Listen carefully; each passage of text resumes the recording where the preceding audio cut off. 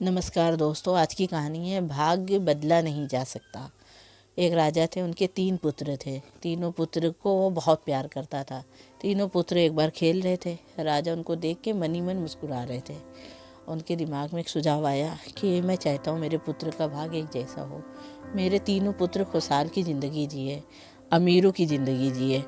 तो ये जो है उन्होंने पंडित रहते थे, साधु रहते थे, इन सबसे उन्होंने पूछा कि मेरे पुत्र का भाग एक जैसा होना चाहिए। मेरे पुत्र गरीब नहीं होने चाहिए, दुखी नहीं होने चाहिए। जैसे मैं एक राजा की ज़िंदगी जी रहा हूँ, वैसे ही मेरे पुत्रों का भी भाग्य होना चाहिए। तो सब ने कहा कि भाग्य एक जैसा नहीं हो सकता, सबका अलग अलग भाग होता है, कर्मों के आधार पर होता है। राजा ने कहा मैं नहीं मानता, मैं चाहता हूँ मेरे पुत्र का भाग्य एक जैसा होना चाहिए, इसके लिए क्या करें। तो उनमें से एक साधु बोले कि आप एक काम करो, आप जंगल की तरफ चले जाओ, वहाँ एक साधु बैठते, इसका जवाब उनके पास है। तो राजा चले गए जंगल की तरफ। तो वो एक साधु को देखा, वो चिता से राख निकाल के गरम गरम अपने मुंह में खा रहे थे। तो उनको राख बड़ी अच्छी लग रही थी। तो राजा ने प्रणाम किया, उनसे कहा कि एक सवाल है, मेरे 3 पुत्र हैं, मैं उनसे बहुत प्यार करता हूँ, मैं चाहता हूँ उन तीनों का भाग्य एक हो। तो वो दुत्कारने लगे। साधु इतना सुनते ही आग बबूला हो गए, गुस्सा आने लगे, दुत्कारने लगे।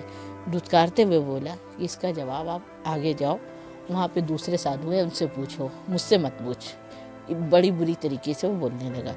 राजा ने सोचा कि सिर्फ मैंने इतना ही पूछा है कि भाग एक होना चाहिए मेरे पुत्रों का, तो इनको इतनी गुस्सा होने वाली कौन सी बात है। लेकिन राजा सोचे, हटाओ, ये पागल आगल है, हटाओ, इसका दिमाग खराब है, राख खा रहा है, इससे क्या भिड़े। ये आगे बढ़े।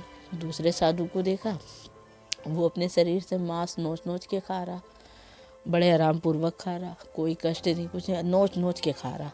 तो राजा ने पहले खड़े होके सोचा, इससे पूछूं कि ना पूछूं, कैसे क्या करूं, लेकिन मेरे पुत्र का सवाल है, मुझे इससे पूछना ही पड़ेगा।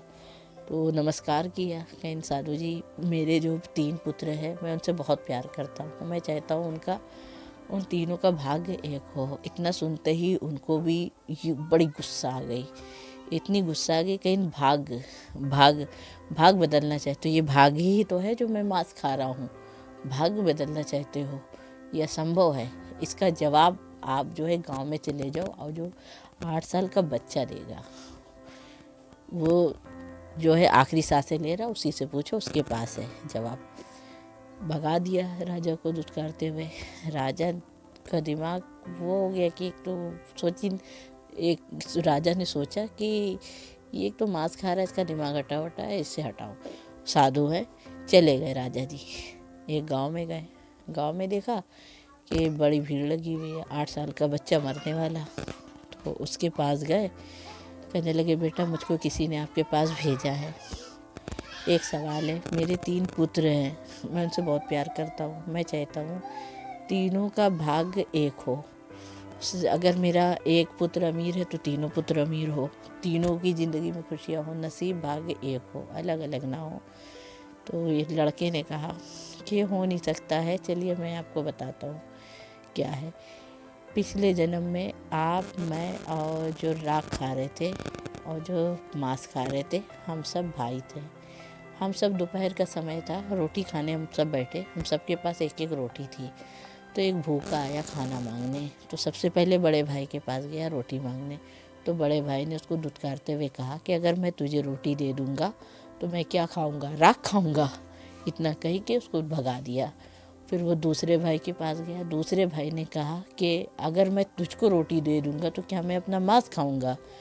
फिर वो जो है भूखा आदमी मेरे पास आया, मुझसे बोला, तो मैंने ये बोल दिया कि अगर मैंने तुझको रोटी दे दी तो मैं भूखा नहीं मर जाऊंगा।